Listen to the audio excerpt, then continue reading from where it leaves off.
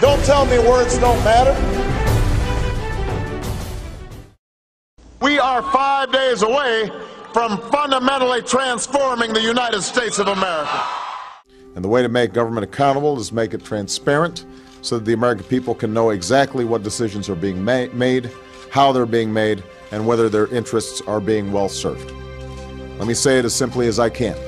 Transparency and the rule of law will be the touchstones of this presidency. In fact, since taking office, this has been the administration that's prosecuted more whistleblowers in 2 years than in the preceding 40 years.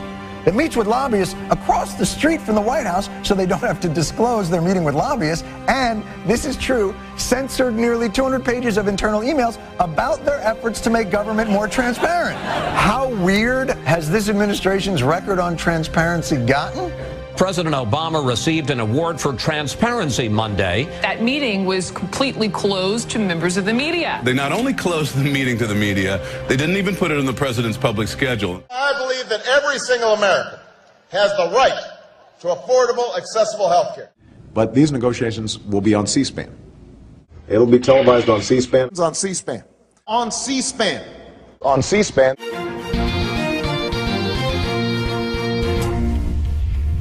C-SPAN founder and CEO Brian Lamb tells the Daily Caller that C-SPAN's cameras need more access in Congress. Would you have liked to see C-SPAN in the negotiations to see what was going on behind closed doors? The president said that we're all going to be on C-SPAN.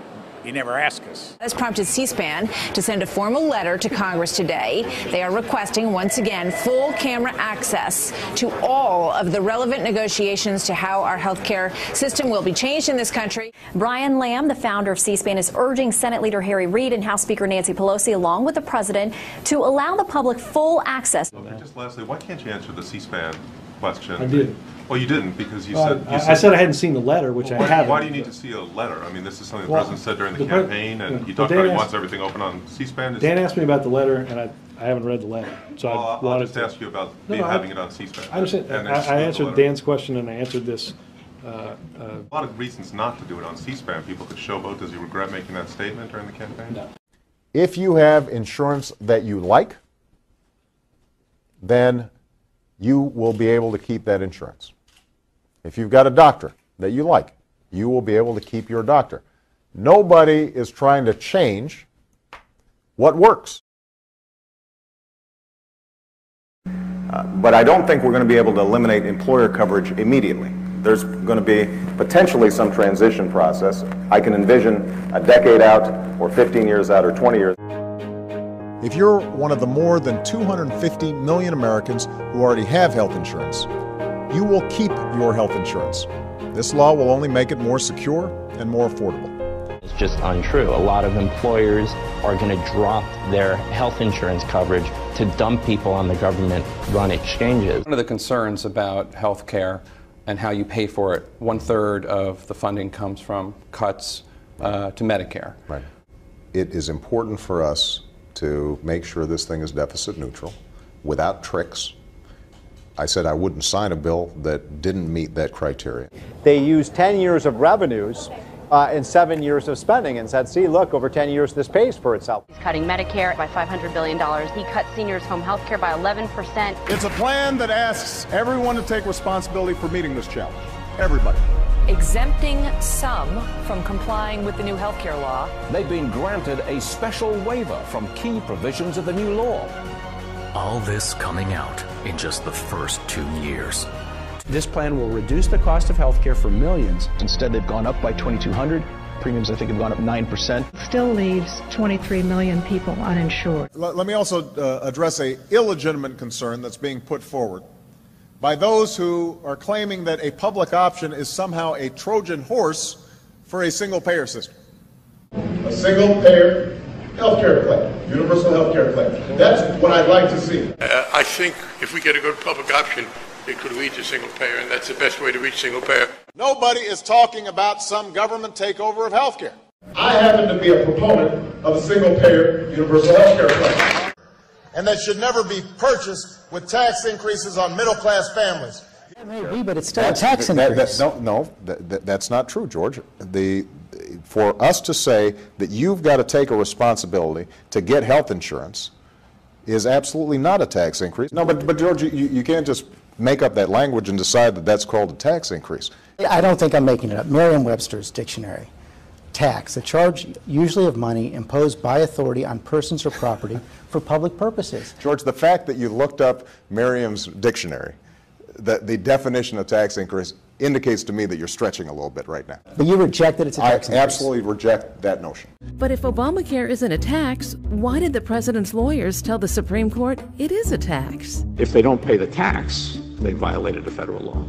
But as long as they've paid the penalty. If they've paid the tax, then they're in compliance with the law. An extraordinary decision out of the Supreme Court this morning said this is, in effect, a tax. They flipped the position lawmakers have been taking and insisted that the Affordable Care Act was a tax increase. Chief Justice Roberts agreed with the government's position that the, quote, shared responsibility payment under the Affordable Care Act is a tax and not a penalty.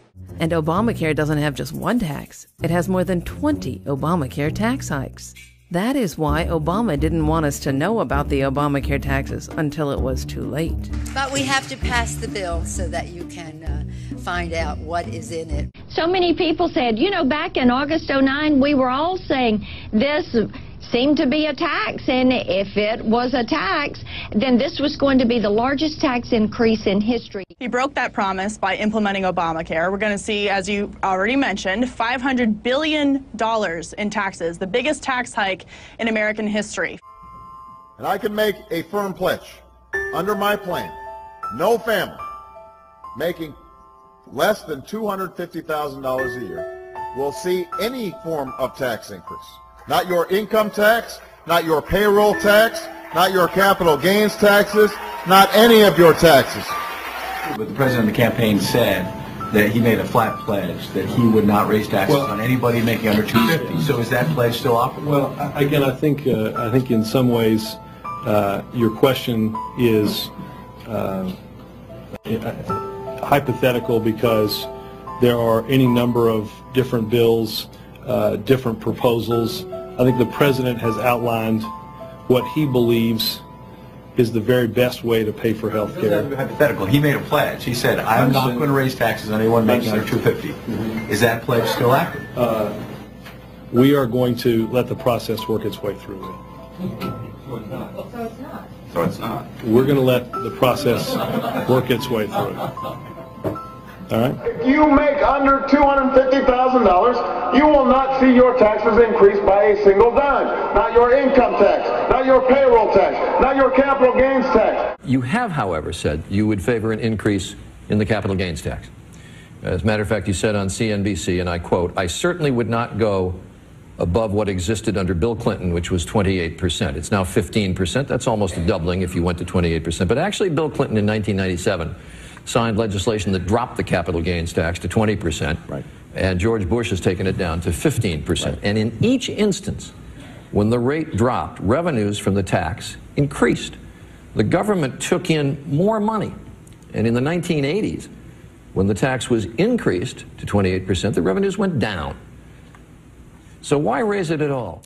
Well, Charlie, what I've said is that I would look at raising the capital gains tax for purposes of fairness. I believe that this country succeeds when everyone gets a fair shot, when everyone does their fair share, when everyone plays by the same rules. It means making sure that the biggest corporations pay their fair share in taxes. That's why I've asked Congress to close some of the biggest tax loopholes exploited by some of our most profitable corporations to avoid paying their fair share, or in some cases paying taxes at all.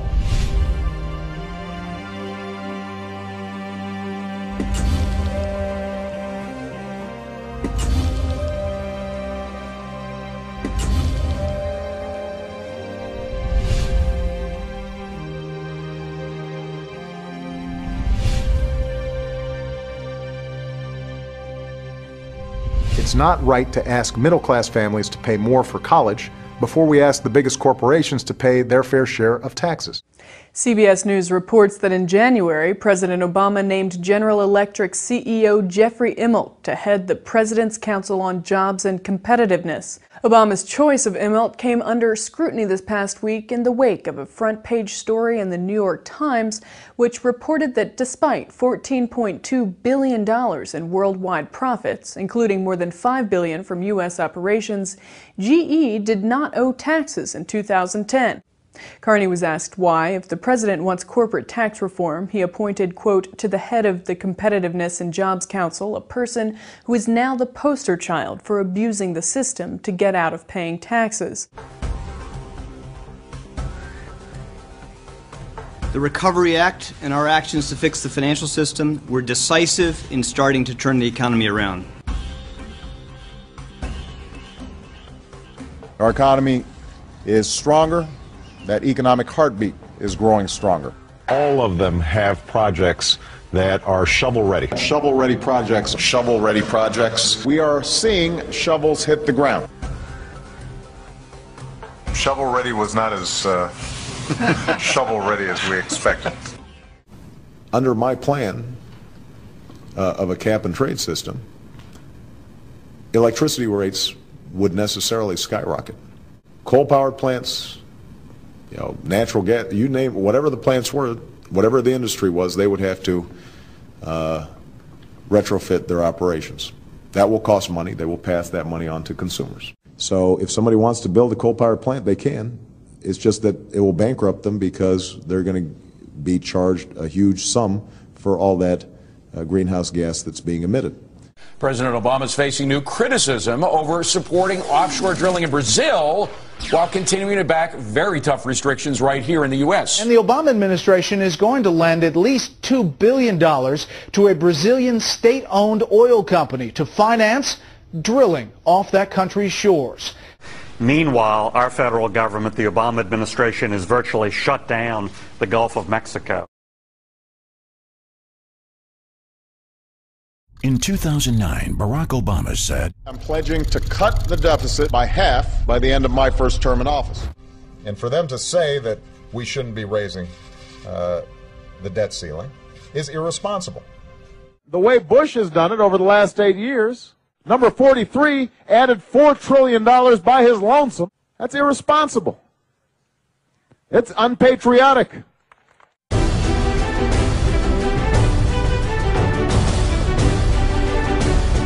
Words matter.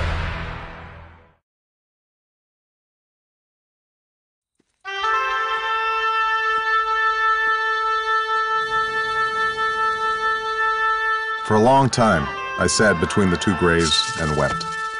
The pain I felt was my father's pain. My questions were my brother's questions. Their struggle, my birthright. We are all shaped by our pasts, and we carry elements of the past into the future. But we have to be careful, because nothing can rob the future quite as much as the debts of the past.